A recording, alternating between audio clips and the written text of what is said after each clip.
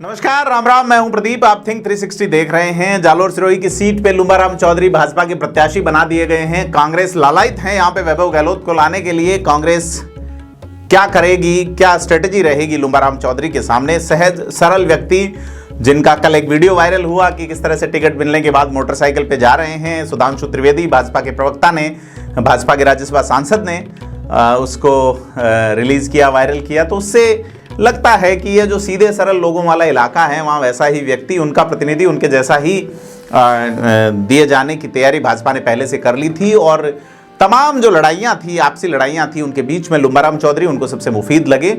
लेकिन आज बात करेंगे कि इस टिकट को दिए जाने के बाद अगर वैभव गहलोत आते हैं लोकसभा चुनाव में जालोर सिरोही की सीट पे, तो क्या समीकरण रहेंगे। वह भी तब जबकि कांग्रेस अपनी पूरी ताकत झोंकेगी और वैभव गहलोत के माध्यम से अशोक गहलोत का शायद ये राजनीतिक अंतिम मास्टर स्ट्रोक होगा कि वो वैभव गहलोत को कैसे भी करके लेजिस्लेशन भेज सकें। जादूगरी करके उन्होंने बहुत से लोगों को राजनीति में आगे बढ़ाया है, जिसमें इसी इलाके में नीरज डांगी अगर उनके बड़े सिपहसालार कहे जाएं। हालांकि नीरज डांगी इसी इलाके से कभी विधानसभा नहीं पहुंच सके, लेकिन उन्हें राज्यसभा का प्रिविलेज अशोक गहलोत ने दिया। और इसके अलावा पुखराज पाराशर कहें, पुखराज पाराशर भी कभी चुनाव नहीं जीते, न लड़े। धर्मेंद्र राठौड़ जो कि निर्दलीय लड़े थे, नहीं जीत पाए चुनाव, न तो उनको कभी टिकट मिला। हालांकि वो इस जोड़ तोड़ और स्ट्रिक में, तो इस जो ये तिकड़ी है अशोक गहलोत की, यहाँ जिसे बेसिकली इम्प्लांट किया गया है, वैभव गहलोत को कैसे भी करके राजनीति की सीढ़ियाँ चढ़ाई जाए। आलाकमान चाहता है कि अशोक गहलोत खुद जोधपुर से गजेंद्र सिंह शेखावत के सामने लड़े। अगर अशोक गहलोत गजेंद्र सिंह शेखावत के सामने चुनाव लड़ते हैं तो निश्चित तौर पर एक बड़े और प्रभावी उम्मीदवार होंगे। और मौजूदा समीकरण में 8 में से 7 विधानसभा बीजेपी के पास है जोधपुर की। लेकिन अगर अशोक गहलोत लड़ते हैं तो निश्चित तौर पर जोधपुर की सीट जो है वो कांग्रेस जो है वो कब जा सकती है, क्योंकि गजेंद्र सिंह शेखावत के खिलाफ जो माहौल बना है और ये जो तमाम कारण हैं, उसमें कुछ स्थितियां अलग हो सकती हैं। तो अशोक गहलोत जो कि पहले ही वैभव गहलोत को ईडी द्वारा बुलाए जाने और तमाम सम्मनों के बीच में आरसीए वाला मैटर और तमाम लाल डायरी के पन्ने अगर देखें तो कई तरह के प्रकरणों में बीजेपी द्वारा घेरे जा सकते हैं। ऐसे में एक अच्छा एग्जिट लेने की कोशिश उनकी ओर से नज़र आ रही है।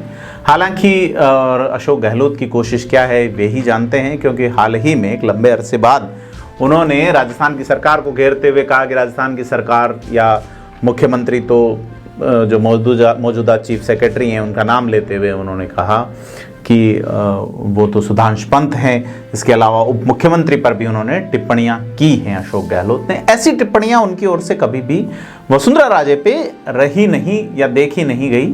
हालांकि अब अशोक गहलोत वसुंधरा राजे के 13 नंबर बंगले के पास ही 49 नंबर में शिफ्ट हुए हैं। बंगला खाली कर दिया है 3 महीने करीब बाद में सरकार जाने के। तो उनका ये भी कहना है मेरा बंगले से कभी मोह नहीं रहा। और अशोक गहलोत ये भी कहते रहे हैं कि मोह नहीं ही होना चाहिए। ठीक है, लेकिन वैभव गहलोत को जालोर सिरोही की लोकसभा सीट से लड़ाने का मोह अशोक गहलोत फिलहाल संवरण नहीं कर पा रहे हैं, ये तो फैक्ट है। खैर, मोह की बातों में अपन भूल गए कि जालोर सिरोही की सीट पे अपन बात कर रहे हैं। व्यक्तिगत हो जाएगा थोड़ा अशोक गहलोत पे अगर अपन ज़्यादा करेंगे तो अगर अपन लुम्बाराम चौधरी का जीत का समीकरण देखें तो ये समीकरण ऐसे सेट होता है कि राजस्थान की विधानसभा में फिलहाल जो इस लोकसभा सीट से विधायक गए हैं उनकी संख्या कांग्रेस से 3 हैं, 4 बीजेपी के हैं और 1 निर्दलीय यानी कि जीवाराम चौधरी हैं। लेकिन निर्दलीय वाला जो खाता है, यहाँ कड़बी वोट बैंक अधिक हैं और चूंकि समाज ही के कड़बी मारवाड़ी कड़बी समाज ही जीवाराम चौधरी की जीत की वजह बना था, लिहाजा वो वोट निश्चित तौर पे लुम्बाराम चौधरी की ओर आएंगे। इससे पहले लुम्बाराम चौधरी कोशिश करेंगे कि जिन लोगों को बीजेपी से निकाला जा चुका है उनको अपनी सदारत में लेते हुए सांचौर इलाके के खास करके एक माहौल बनाए। तो भाजपा जो इलाज करना चाहती हैं जीवाराम की लगातार वाली बगावत का, और 20 साल से सीट जो भाजपा जीत नहीं पा रही हैं, कैसी भी लहर हो, चाहे मोदी लहर हो चाहे वसुंधरा लहर हो, तो सांचौर सीट नाक का सवाल बनी है। और इस नाक के सवाल में पिस गए बेचारे दानाराम चौधरी। दानाराम सीधे सरल सहज व्यक्ति, बड़े व्यापारी हैं, लेकिन 2018 में टिकट पाते हैं भाजपा से और जीवाराम की बगावत के कारण हार जाते हैं। 5 साल तक गरियाते हैं जीवाराम को और फिर जब टिकट देवजी पटेल को मिलता है तो वही जीवाराम जादुई अंदाज में दानाराम को अपने पक्ष में कर लेते हैं और उनकी जो रुदन है या उनका जो रोना है, उनकी जो भावुकता है, भावुक अपील का सहारा लेके किंचित वोटों से वो एक बार फिर से विधानसभा पहुंच जाते हैं।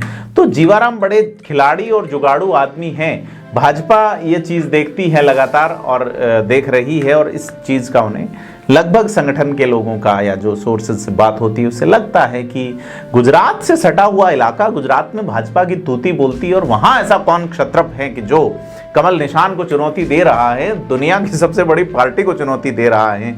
तो अब इलाज बनता है, ऐसा कई लोग बताते हैं जो पुराने साथी रहे हैं भाजपा में, अब आगे चले गए, लेकिन जब बैठते हैं तो मुलाकातों में, बातों में जिक्र होता है तो उसमें निश्चित तौर पे अब सांचौर इलाके में खास करके भाजपा ने बहुत ही शांत और धीर गंभीर अंदाज में सोचना शुरू किया है, क्योंकि ये नेक्सस सिर्फ सांचौर तक नहीं रहा। जीवाराम के इशारे पे रानीवाड़ा में जो खेल हुआ, रानीवाड़ा से रेवदर पहुंचा और ये तीनों ही सीटें कांग्रेस जो है वो भाजपा जो है वो हार गई, तीनों ही नहीं, पड़ोस की भीनमाल भाजपा हार गई। तो इन चीजों को लेके भाजपा ने सोचा है कि ये जो 4 महत्वपूर्ण सीटें भारतीय जनता पार्टी ने जो गंवाई हैं उसके पीछे बगावत अगर खुले तौर पे कहीं हुई तो वो दानाराम चौधरी और जीवाराम की ओर से हुई और इसको भाजपा ने बहुत गंभीरता से लिया है। और इसी गंभीरता की वजह से ही लुम्बाराम चौधरी जैसे सहज और एक सरल सीधे साधे व्यक्ति, जिन पे किसी तरह का कोई दाग नहीं, जिस पे किसी तरह का कोई आरोप नहीं और दूसरी जातियों से अच्छा समन्वय है, उन्हें चुन लिया गया। ये बात मैं लगातार आप कह रहा हूं, मैं 2 दिन पहले ही आपको बता चुका कि लुम्बाराम चौधरी जो है वो भाजपा के प्रत्याशी होंगे। एक और नाम ऐसी ही छवि का नेता उनको देना था, इसलिए दूसरा नाम जो चला, दूसरी जाति जो डिमांड कर रही थी वो सांवला राम देवासी का चला और तीसरा नाम जो राजपूत जाति से चला वो राम सिंह चारणीम का चला कि ये लोग जो हैं सीधे सहज हैं और बीजेपी बता सकती है कि ऐसे व्यक्ति को हमने टिकट दिया। तो यह भाजपा ने निर्णय कर लिया है निश्चित तौर पे अपनी उसमें, और लुम्बाराम अब अपना कैंपेन शुरू कर रहे हैं और उन पे किसी तरह का कोई बड़ा आरोप रहा नहीं है और सभी से उनका एक अच्छा जुड़ाव रहा है, लिहाजा लगता है कि अब तक वो भारी हैं। लेकिन सामने अगर वैभव गहलोत आते हैं, सामने अगर वैभव गहलोत जो है वो कांग्रेस का टिकट लेके आते हैं तो निश्चित तौर पे कांग्रेस अपने पूरे तन मन धन और आत्मा और पूरा माइंड, मौजूदा माइंड और सबकॉन्शियस माइंड सारा यूज करेगी। यहाँ जादू का खेल भी चलेगा। इसी के चलते अगर देखा जाए तो कांग्रेस की जो पहली नजर टिकी वो टिकी उस वोट बैंक पे जो भाजपा का मूल वोट बैंक है, मसलन की ब्राह्मण, मसलन की राजपूत। इसीलिए वैभव गहलोत अपने जालोर में पहली एंट्री लेते हैं सुरेंद्र दवे के घर पे होने वाले एक वैवाहिक आयोजन में। दवे ब्राह्मण, श्रीमाली अच्छे वोट बैंक है, ब्राह्मण अच्छा वोट बैंक है, उसके माध्यम से कि बीजेपी का मूल वोट बैंक तोड़ा जाए और कांग्रेस का मूल वोट बैंक, जैसा मैं कहता रहा हूं 36% के आसपास यहाँ पे SC/ST वोटर हैं, 1 लाख के आसपास मुसलमान हैं और फिर देवासी जो हैं वो रतन देवासी के माध्यम से साधे जाएं। लेकिन एक चीज़ बता दूं कि यहाँ देवासियों को साधने के लिए अगर रतन देवासी के यहाँ रानीवाड़ा से लुम्बाराम चौधरी अगर लीड ले गए निश्चित तौर पे तो रतन देवासी की जादूगरी समझी जाएगी कि नया जादूगर राजनीति का जो है, युवा जादूगर, उनका अलग अंदाज है। और अगर रतन देवासी के यहाँ से अगर वैभव गहलोत लीड लेते हैं तो उनकी विधानसभा सीट पे अगर कड़बी समाज अपने आप को ठगा हुआ सा महसूस करेगा, क्योंकि उन्होंने रतन देवासी को सपोर्ट किया था। तो रतन देवासी बड़े फूंक फूंक के सधे हुए कदम रख रहे हैं। संयम लोढ़ा एक बड़ा चेहरा है इस इलाके में, तो वहां क्षत्रप अच्छे हैं। 5 विधानसभा क्षेत्रों में तो कमाल के क्षत्रप हैं, राजनीति के खिलाड़ी जो हैं वहां पे कांग्रेस के। और अब देखना है कि अगर कड़बी को टिकट कांग्रेस नहीं देती है, जो लगभग मुश्किल लग रहा है, ऐसे में कांग्रेस के नेता सवाराम पटेल, कांग्रेस के नेता जगदीश चौधरी, कांग्रेस के राजपूतों में कांग्रेस के नेता समरजीत सिंह, लाल सिंह राठौड़, और ये क्या करेंगे। लाल सिंह राठौड़ से याद आया, लाल सिंह राठौड़ 5-6 साल से कांग्रेस में टिकट मांग रहे हैं। पिछली बार लोकसभा का टिकट मांगा, पिछली बार उन्होंने आहोर से भी 2023 में टिकट मांगा है विधायक का, लेकिन इस बार वो लोकसभा की तैयारी कर रहे हैं। और 8 मार्च को वराड़ा हनुमान मंदिर जो है, जो जालोर और सिरोही की सीमा पे हैं, वहां पे उन्होंने एक EWS को लेके एक सामान्य वर्ग का सम्मेलन बुलाया है। EWS पे कांग्रेस विचारधारा जो है वो ज्यादातर सक्रिय है। मसलन की जोधपुर में हनुमान सिंह खांगटा देखो, या जयपुर में जो अशोक गहलोत, धर्मेंद्र राठौड़ के संपर्क में रहे हैं उस सरकार काल में, वो लगातार डिमांड कर रहे हैं। और EWS जनरल वर्ग को एक बड़ा मुद्दा मिला हुआ है, उस मुद्दे को कांग्रेस भुनाना चाहती है।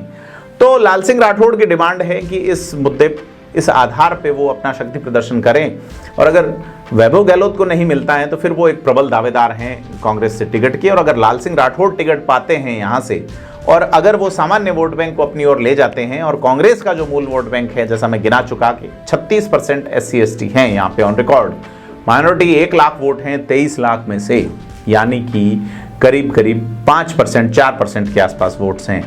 तो यह जो परसेंटेज है ये बड़ा कमाल का काम करेगा। दूसरी, 20 साल से लगातार एंटी इनकम्बेंसी है भाजपा के सांसद के खिलाफ।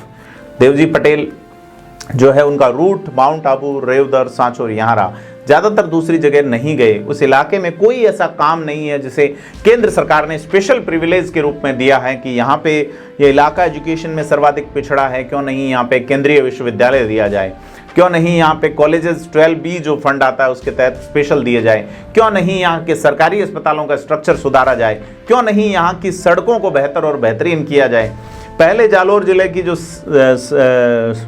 सांचौर तहसील है, गुड़ामलानी तहसील जो है पहले जालोर में हुआ करती थी, बॉर्डर एरिया होने के कारण शुरुआत में फंड आया करता था, लेकिन 71 में एक कोई ऐसा किया गया कि राजस्थान की 5 जिलों की सीमाएं लगती थी, उसकी बजाय जालोर को काटते हुए गुड़ामलानी का बहुत बड़ा हिस्सा बाड़मेर में दे दिया गया, और जालोर से बॉर्डर नजदीक तो है लेकिन सीमा लगती नहीं, ऐसे में गैर सीमावर्ती जिला है। इसके बावजूद यहाँ के 3 थाने जो हैं, सरवाणा, सांचौर और हाड़ेचा, ये 3 थानों में प्रवेश वर्जित हैं, परमिशन लो, ये तमाम तरह की चीजें चलती हैं। परेशानियां भुगतने के लिए यह जिला है। मसलन की जवाई बांध का पानी नहीं छोड़ा जाता, मसलन की जवाई पुनर्भरण के नाम पे आप पानी भी नहीं छोड़ रहे हैं कि साहब पुनर्भरण का आएगा तब छोड़ेंगे। अरे जो भर जा रहा है, पानी छलक रहा है, आप बाढ़ के लिए छोड़ रहे हैं, आप पीने के लिए लोगों को दीजिए, पानी रिचार्ज हो, सिंचाई हो। तो सरसब्ज इलाका सूख गया है यहाँ का। ये बड़े मुद्दे हैं, और इन मुद्दों के साथ अगर कांग्रेस से कोई प्रभावी स्थानीय उम्मीदवार आता है, बाहरी के तौर पे वैभव गहलोत आए, तो मुझे नहीं लगता कि अब जो है वो जालोर की जनता टॉलरेट करेगी। और अगर स्थानीय में लाल सिंह राठौड़ को टिकट मिलता है, या जगदीश चौधरी आते हैं आहोर से, या अगर दूसरे सवाराम पटेल मांग रहे हैं, या इसके अलावा दूसरे प्रत्याशी आते हैं, तो निश्चित तौर पे कांग्रेस एक टफ फाइट यहाँ दे सकती है।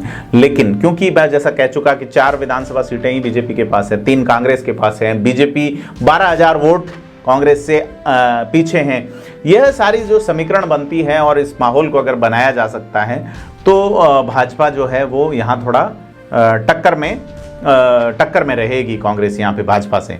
और ये जो चीज़ें हैं कि किस तरीके से एंटी इनकम्बेंसी यहाँ पे फ्लोट कर रही हैं, किस तरीके से दूसरी चीज़ें हैं, तो उनको बनाना पड़ेगा। लेकिन टिकट स्थानीय को अगर दिया जाता है तो एक नाम अब कांग्रेस की ओर से चला ओम सिंह चांद्राई का। ओम सिंह चांद्राई प्रदेश महासचिव बनाए गए चुनाव में, इसका फायदा रतन देवासी को हुआ, इसका फायदा समरजीत सिंह भीनमाल को हुआ।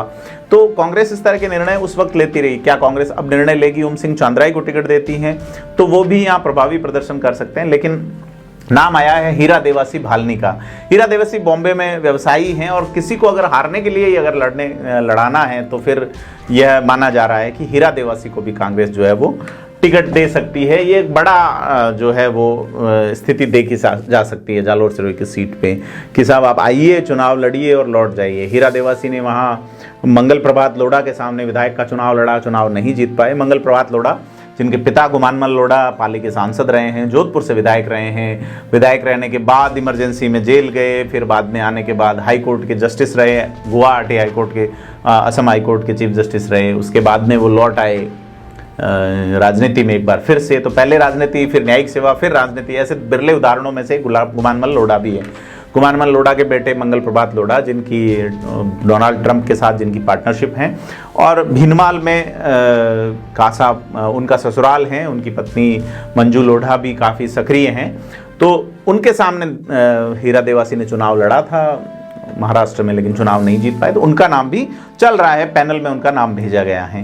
तो ये नाम भेजे जाने की वजह है कि जो कांग्रेस की वहाँ राजनीति कर रहे हैं, मसलन की पुखराज पाराशर हैं या दूसरे नेता हैं, उनको लगता है कि साहब यहाँ आके कोई जम नहीं जाए, अपनी पॉलिटिक्स जो है वो थोड़ी डिस्टर्ब नहीं हो जाए। पॉलिटिकल उनकी स्टाइल है, पॉलिटिकल शैली है, इसलिए आइए, लड़िए और चले जाइए। अब 2014 में आप भीलवाड़ा से प्रत्याशी ला रहे हैं, चित्तौड़गढ़ से, निम्बाहेड़ा से, 2009 में आप प्रत्याशी ला रहे हैं संध्या चौधरी को, 2019 में आप स्थानीय को लड़ा रहे हैं जो विधायक का चुनाव हारे हुए हैं। हालांकि रतन देवासी ने टफ फाइट दी, लेकिन अब उन्होंने हाथ जोड़ लिए कि भाई खर्चा बहुत होता है और एनर्जी बहुत जाती है, तो हम अभी विधायक बन गए हैं, उसी में खुश हैं। तो यह स्थिति जालोर सिरोही की खास करके बनी हुई है। आपको क्या लगता है? आप अपनी राय हमें जरूर दें कि हम लोग अपने इस पॉडकास्ट को और कैसे रिच करें, क्योंकि अभी मोटी जो चीज़ें हैं कि लुम्बाराम का जीत का समीकरण क्या रहेगा। अब 3 बड़े नेता दानाराम चौधरी, जीवाराम चौधरी या पूराराम जो है बीनमाल से वो, और देवजी पटेल। अब मुझे लगता है पर्टिकुलरली कि अब राजनीतिक रूप से समाचार समाप्त हैं और अब नई लीडरशिप कड़बी जाति में आगे आएगी और भाजपा उसी ओर प्रयास करेगी कि साहब आप ये इलेक्ट्रल ब्लैकमेलिंग जो है, इलेक्शन के दौरान इस तरह से आप बागी खड़े हो जाते हैं, ये तमाम चीज़ें। जीवाराम चौधरी का तो अंदाज बहुत गजब का है, मतलब उनका आप अगर अहम देखें, उनका भाव अगर आप करते हैं तो सुपरलेटिव कॉम्प्लेक्स में बात करते हैं वो जीतने के बाद। जैसे एक व्यक्ति से बात कर रहे थे, उन्होंने कहा बिजली नहीं आ रही है, तो जवाब देते हैं क्या बाप दादा भी बिजली में रहते थे। तो ये जो आप जीतने के बाद जिस तरीके से बात करते हैं या जीत के दौरान आप मीडिया से बात करते हैं, जिस तरीके से आप वसुंधरा राजे की ओर से बधाई दिए जाने पे जब उन्होंने सवाल पूछा तो वो उनका जो तेवर थे वो लगता नहीं कि डेमोक्रेटिक पॉलिटिशियन के हैं। तो यह एक बड़ा सेटबैक जीवाराम चौधरी के लिए रहेगा कि अब जो है वो बीजेपी की ओर से निश्चित तौर पे जो कमल वाली खिड़कियां हैं बंद होने वाली हैं। खैर राजनीति संभावनाओं का विषय है, कुछ भी हो सकता है आगे जाके, लेकिन तमाम चीज़ें मौजूदा हालात ये हैं, फिर भविष्य क्या होगा ये समय के गर्त में है। आपसे अपील है कि थिंक 360 को सब्सक्राइब करें, हम आपको लगातार सुपीरियर अपडेट देते रहेंगे। धन्यवाद।